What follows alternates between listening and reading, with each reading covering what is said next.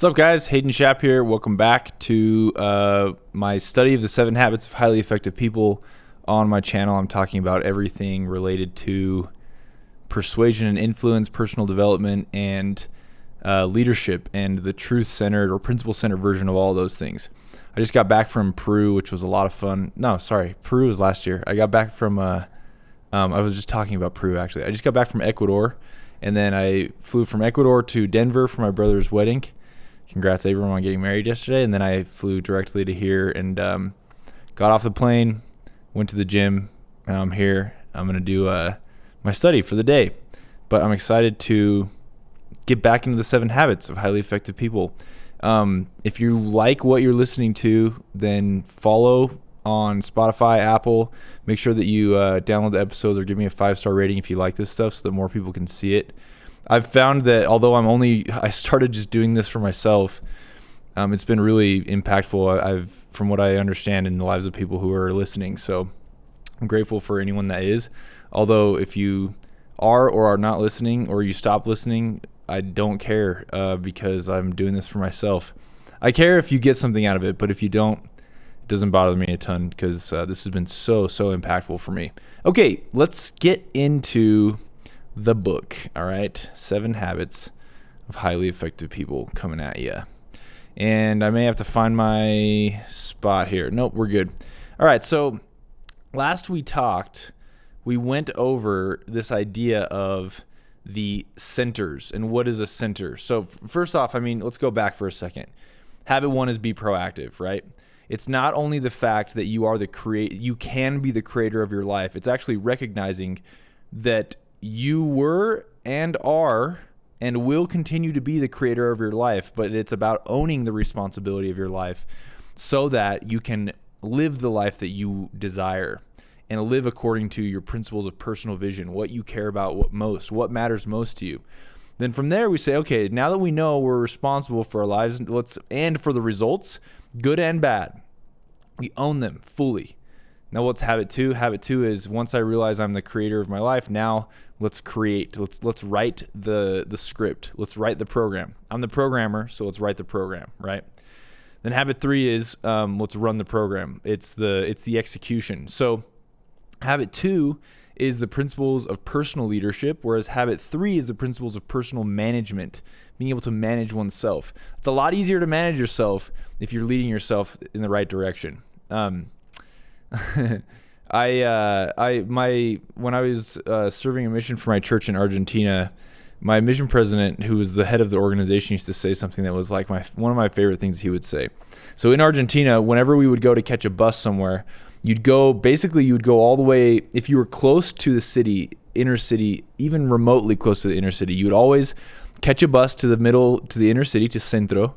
And then from the center of the city, Centro, you would catch a bus out to wherever you needed to go. That was the easiest way to find a bus to wherever you needed to go. Excuse me for the mic situation here. If I hold it right here, it just keeps climbing up. So we're going to try to just deal with this for a second. Anyway, so one of the things that Alfredo Salas used to say is listen, this is a lot like Alice in Wonderland. Because you go in the middle of the city to catch a bus, there are buses everywhere. Everywhere, they go in every which direction. They go across the country, they go to Uruguay, Paraguay, they go to other states, they go to other cities, they go to down the street, right? There's hundreds and hundreds of buses that all come feed into the inner city and then work their way back out. And so he always used to say, this is a lot like Alice in Wonderland, he used to say, if you don't know where you're going, any bus will do. Si no sabes a dónde vas, cualquier colectivo te lleva bien. So if you don't know where you're going, any bus will do, right? It's like the Alice in Wonderland phrase or saying where she says, or the Cheshire Cat is like, where do you want to go? And she's like, I'm not sure. And he goes, well, if you don't know where you're going, any path will do, right? I think that's what it says. I've actually never seen that Alice in Wonderland, but I've heard it quoted. Or I've seen the clips of that part. Anyway, it's kind of how this is. Like, if you don't know where you're going, if you don't have the personal principles of personal leadership to guide you, which is always what habit 2 is the principles of personal leadership. If you are not being guided by a North Star of true principles and you're leading yourself in the right direction, and you know you've defined those well for yourself through the eulogy exercise and other things, then you won't be you'll very likely not be motivated to do anything really truly great in your life. And so any path will do. Any job that comes along, typically you're going to go for comfort most likely. Typically that's how we roll, right? If it's not what we exactly want and we don't know what we want, then we're just going to default to comfort, because that's what our brains are designed to do, is default to the status quo and comfort, so that we're ultimately over time protected. But when you can lead yourself effectively, like Covey talks about, all of Habit 2, the principles of personal leadership, and you've defined that well in a written constitution of a mission statement, Covey says that the results that stem from living a life that way are astronomically higher, astronomically greater in quantity and quality than if you do it any other way. And he's talking about in every aspect. He says, if you want to, and he says this across multiple different books that he's written, but my favorite version of it is in Principle-Centered Leadership. Covey says, if you want to see drastic improvement, drastic results, massive results in output, in your careers, in your sales performance, in your business life, in your family life, in your church and community service. Well, actually, he starts the quote by saying this: if you want to see incremental changes in the results of your job, your family, your relationships, your satisfaction and joy that you have in your life, work on your behaviors. Oh, maybe shape up your attitude a little bit. Work harder, be more positive. But then he goes, if you want to see quantum change, massive results in output and improvement in the quality of life that you have in every aspect, career, for us, sales, finances, effectiveness in all areas, and joy and fulfillment in those relationships.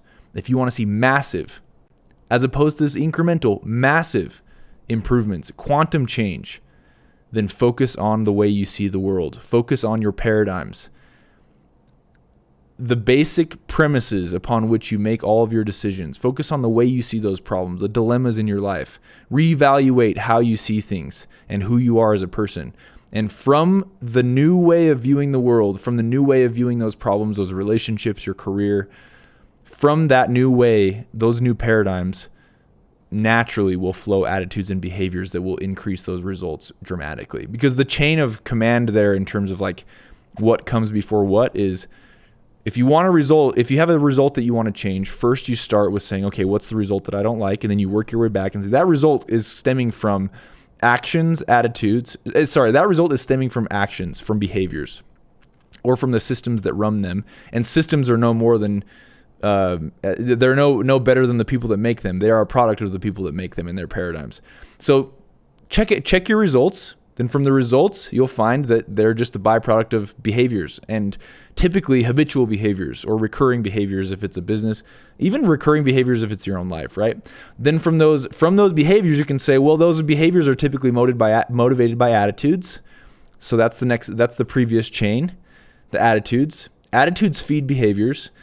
But those attitudes are not even the thing that will make the most drastic change in the results. It's those attitudes and behaviors always flow or stem from paradigms. Paradigms is the lens through which you view the world.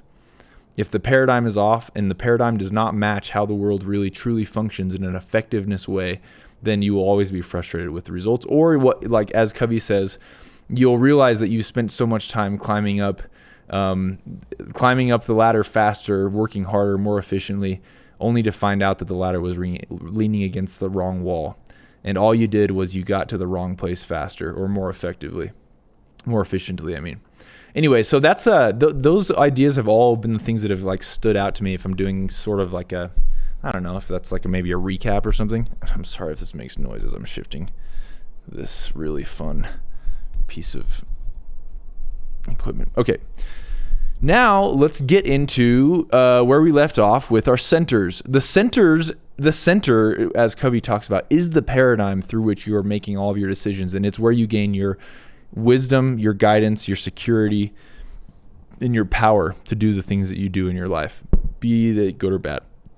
So he goes through a bunch of different centers, and he talks about how you can identify them, and that's a really interesting, I think, study. But I want to move on from that because I want to talk about this next part where what is a principle center, okay? Principle center here is the key to understanding how do we really get to this point where we are experiencing that quantum change in all of the results we say we want, right? How do we get to that point where we're experiencing that quantum change in the results of our relationships, the results of the things we care about most, how we serve in our church and community, everything? How do you get to the point where you're experiencing that quantum change? And that's what he's going to talk about in this idea of the principle center. After all, this book is about effectiveness, really is principle-centered living. Okay, a principle center. By centering our lives on correct principles, we create a solid foundation for development of the 4 life support factors. So the 4 life support factors are security, wisdom, guidance, and power. Our security comes from knowing that unlike other centers based on people or things, which are subject to frequent and immediate change, correct principles do not change. We can depend on them. Principles don't react to anything. So honesty doesn't react to anything. It doesn't get mad or treat you differently. They won't divorce us or run away with our best friend. He's referencing all of the other centers, right? Even like we were talking about how, is it bad to be family centered? Is that actually a bad thing? Well, it depends. It could be a bad thing. Well, it is because even being spouse centered has is subject to immediate change. Even like life itself is subject to immediate change, right? But like truth is not subject to immediate change. Honesty, integrity, gratitude, those things are not subject to immediate change. So those principles don't react to anything. They don't get mad at us or treat us differently. They won't divorce us and run away with our friends. They aren't out to get us, enemy-centeredness. They can't pave our way with shortcuts and quick fixes, pleasure-centeredness. They don't depend on the behavior of others, the environment, or the current fad, or for their validity. Principles don't die like human beings, right? They aren't here one day and gone the next. They can't be destroyed by fire, earthquake, or theft. Principles are deep, fundamental truths, classic truths, generic common denominators. They are tightly interwoven threads, running with exactness, consistency, beauty, and strength through the fabric of life. Even in the midst of people or circumstances that seem to ignore these principles, we can be secure in the knowledge that principles are bigger than people or circumstances. And the thousands of years of history have seen them triumph time and time again. Man, that is really powerful. Even more important, we can be secure in the knowledge that we can validate them in our own lives by our experience. Admittedly, we're not omniscient, right? We don't know everything. Our knowledge and understanding of correct principles is limited by our own lack of awareness for our true nature and the world around us, and by the flood of trendy philosophies and theories that are not in harmony with correct principles. These ideas will have their season of acceptance, but like many before them, they won't endure because they're built on false foundations. I really like that idea simply because, a couple things that stand out to me there is where Covey says that we don't even know our own level of self-awareness. Like I like how Jordan Peterson talks about this too. He says like, you should be honest, or at least don't lie. Because being honest means being honest with yourself, but sometimes you don't even know like how truthful you're being with yourself. It's hard to catch those things, right? And so all you can actually try to do is not lie and then become more self-aware over time. And I think that that's really powerful. And by not lying, meaning like make sure that your words exactly match how things happened and the results that stemmed, right? So that's like kind of a first step, is like we're not omniscient, but we can become more and more self-aware over time. And as we become more self-aware and aware of the world around us, we realize that like there's a lot of these philosophies that people talk about, these philosophies of be they success or whatever, that seem trendy or faddish, and they'll, like Covey says, they'll have their season. But like the ones before them, they won't endure because they're built on false foundations. We're limited, but we can push back the borders of our limitations. An understanding of the principle of our own growth enables us to search out correct principles with the confidence that the more we learn, the more clearly we can focus the lens through which we see the world. The principles don't change. Our understanding of them does. I love that. The wisdom and guidance that accompany principle-centered living comes from correct maps, from the way things really are, have been, and will be. Correct maps enable us to clearly see where we want to go and how to get there. We can make our decision using correct data that will make the implementation possible and meaningful. Personal power comes from centered living. Principle-centered living, it is the power of a self-aware, knowledgeable, proactive individual, unrestricted by the attitudes, behaviors, and actions of others. Now, that idea is really put on a pedestal, I think, in kind of like today's personal development philosophies where, like, yeah, you don't let anybody else dictate like what you do or who you are, right? Covey's coming at that from a different perspective, though. What he's saying is that when you base the security of who you really are and your identity on living a life of true principles, when you base the way you make decisions off of not only off of is it right, not just who's going to care when I do this or how's this going to go down, right? Like, or does this affect my status or my wealth? When you're basing things off of is it right rather than how am I affected in whatever center, that's different. That's different than saying F you to everybody else. I'm going to do my own thing. I'm going to be proactive. I'm going to be individualistic. What Covey's saying is like personal power we get from following through and living a life based off of like actual integrity. What we get is the power of a self-aware, knowledgeable, proactive individual, unrestricted by the attitudes, behaviors, and actions of others, or by many of the circumstances, environmental influences that limit other people. The only real limitation of power is the natural consequences of the principles themselves. That's so cool. I've been enjoying geeking out on a lot of these concepts because whenever like it's as I'm reading them kind of afresh, like they hit me in a way that's like very different than the last time I read this.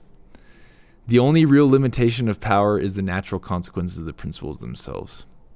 Yeah, that's awesome. We are free to choose our actions based on our knowledge of correct principles, but we are not free to choose the consequences of those actions. Remember, if you pick up one end of the stick, you pick up the other. Principles always have natural consequences attached to them. There are positive consequences when we live in harmony with the principles. There are negative consequences when we ignore them.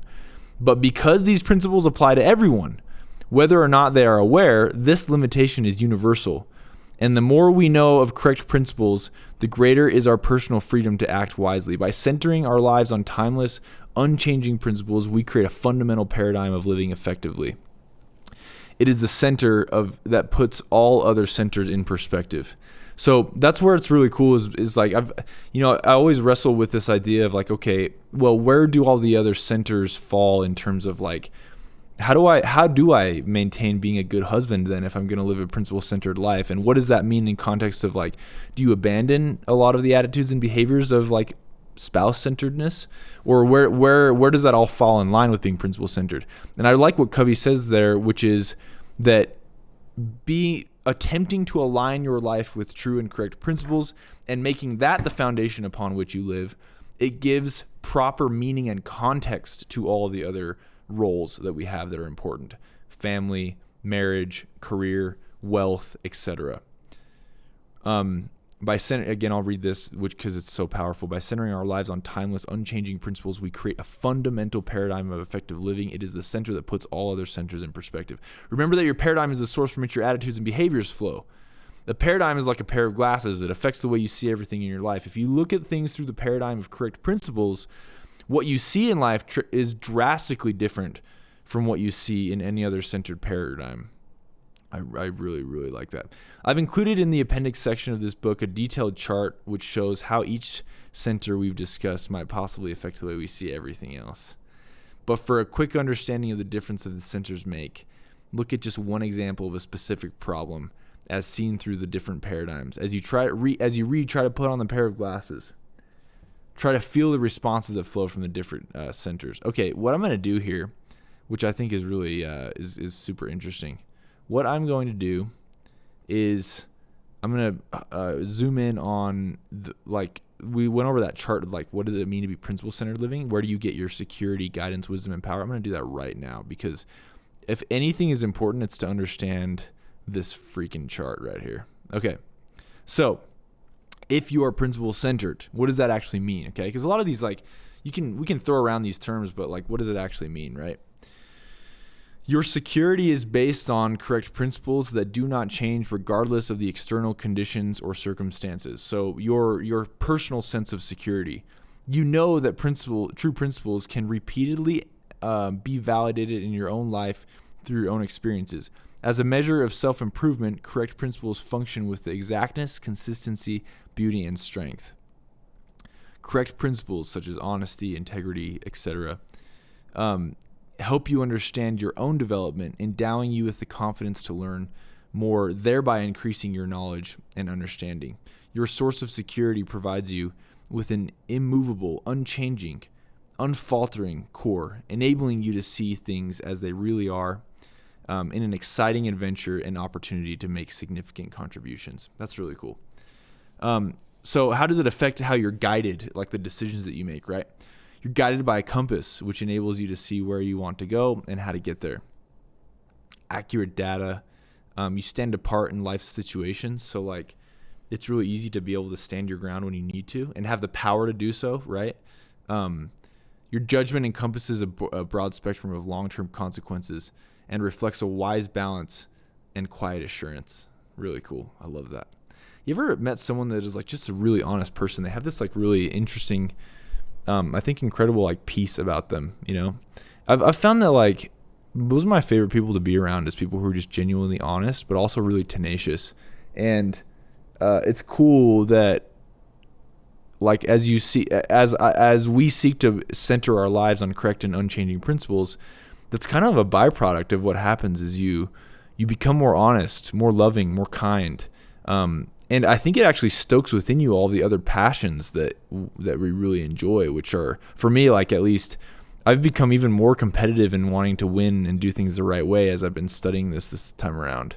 And I've found that every time that I've studied the 7 Habits. So I think what I'm going to do is I want to get a little bit more into this, but it's like habit 2 is pretty long. I think that, excuse me, man, I did not sleep a ton this last week, but I think that this is kind of a good start to this next idea of like, how do we get into living true principles according to true principles, and how do we go build the roadmap, the paradigm that's going to allow us to really embody a life of true principles, the blueprint for that. So if you guys like what we're talking about here, make sure that you leave me a review on Spotify or Apple, follow on all of the audio streaming platforms, and then make sure that you leave a comment of the things that you are learning, or share it on Instagram with somebody that might need help with this stuff. So I think it's just really impactful, and I'm honestly really enjoying. I'm dead tired today, but I nonetheless like making sure to spend a little bit of time in some truth is always a good thing, I think. So thanks for listening, guys, and I will see you on the next one.